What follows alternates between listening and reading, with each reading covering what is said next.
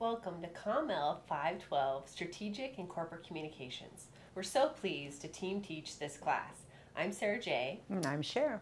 We've been team teaching for over 5 years now, and we really enjoy this model of collaboration and learning together. We find that our diverse and joint experience brings the best of public relations, marketing, and leadership principles together. We think about this class as an extension of the work that we do and really love every day. Cher's expertise ranges from crisis communications with some of the country's most visible crisis situations, like healthcare mergers, airline crashes, and natural disasters that affected millions of citizens. Her passion for communication and leadership studies led her to her doctoral work, where she really focused on and studied high-performing organizations across various sectors. So a typical day in the life of Cher might involve working with clients, employee relations for Distelhage Communications, community relations, and marketing for the firm and outreach. Together, we and our other partners run Distelhage Communications, and we're a public relations and marketing firm out of Spokane, Washington. We, in addition to running the daily operations for the firm, Sarah J's experience spans 14 years now in the field.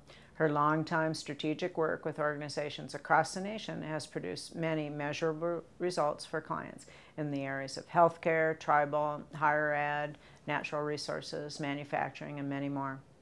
And she loves nothing more than diving into complex issues and accounts where she provides exceptional value and results that make a real difference in the community and people's lives. We're sure looking forward to having a great class and meeting you all online and in our many interactions and as a group. Module 1 is all about creating the foundation for the course with all the best data and latest trends in integrated communications. As we look at today's complex organizations, and they have never been more complex than they are now, we are operating in a faster and faster paced global environment. Social media strategies are now redefining how we think about communicating with all of our stakeholders. There are so many effective choices, and probably some that don't meet the criteria for effective communications, and it's really up to you to choose. Today's communication vocabulary, while it seems overwhelming between Skyping, blogging, Twittering, and every kind of media channel under siege or change, but so much is still intuitive if you just give it a try. And the main principles are still consistent: making sure you have good research, defining your stakeholders, developing tailored strategies, plans, and implementing in a customized way to meet your goals. When we think about today's organizations, they're changing before our eyes. Effective communication practitioners are those who can adapt, lead the change, build effective systems, and really lead the charge. This means making do with less in some cases and always leveraging your resources within and outside of organizations. For example, if you develop a campaign, it will appear on your website, your intranet, and the messages will inform your public affairs platform, guest speaking engagements. In other words, in these times, they really call for the utmost communications efficiencies with all stakeholders. So we spread those messages across many stakeholder audiences. In Module 1, your assignment is to begin working with the classic communication models. Our firm is a generalist firm, meaning we work in many sectors. One of the biggest needs we see across those organizations is strategic communications planning and implementation. Our process typically starts with a checklist, very much like the sample and the one you'll be creating. Whether a client is working to build awareness, deal with an issue, enhance internal communications, there is a process that we follow and customize based on the needs of the individual client. And this checklist has really evolved over time, but incorporates elements from your text, former students, PRSA curriculum, and real-world experience. Let's take an example of an actual client of ours and how we utilize this same model and same checklist. A few years ago, we worked with a healthcare insurance company. They were brand new to the market, and their goal was to sign up 14,000 members within 6 months. The challenges were numerous and complex, so creating thoughtful processes was critical. First, we started with the research.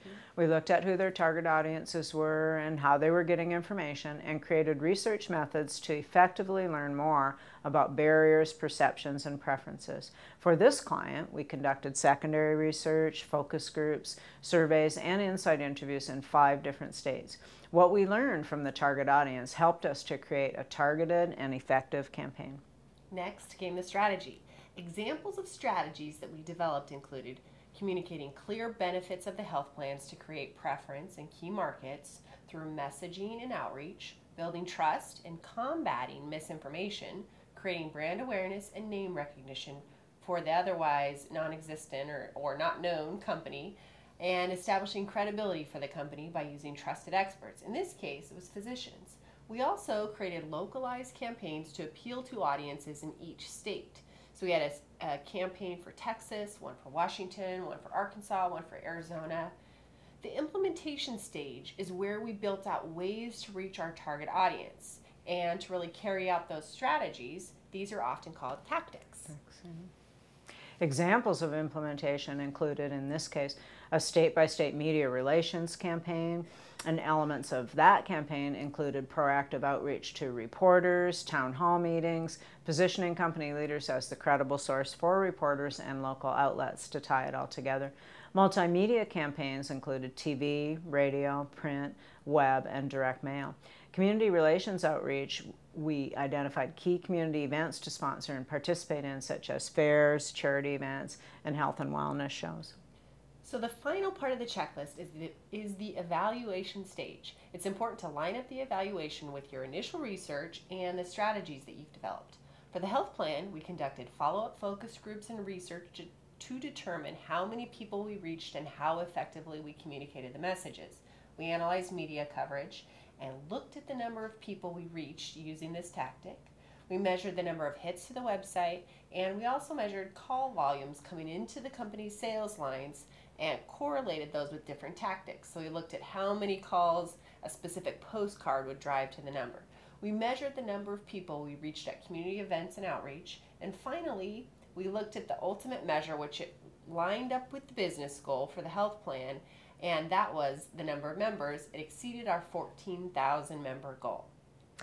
Now it's time for you to take a run at your checklist. You'll want to pick any topic or issue. It can be something going on in your own organization that would benefit from a communications solution.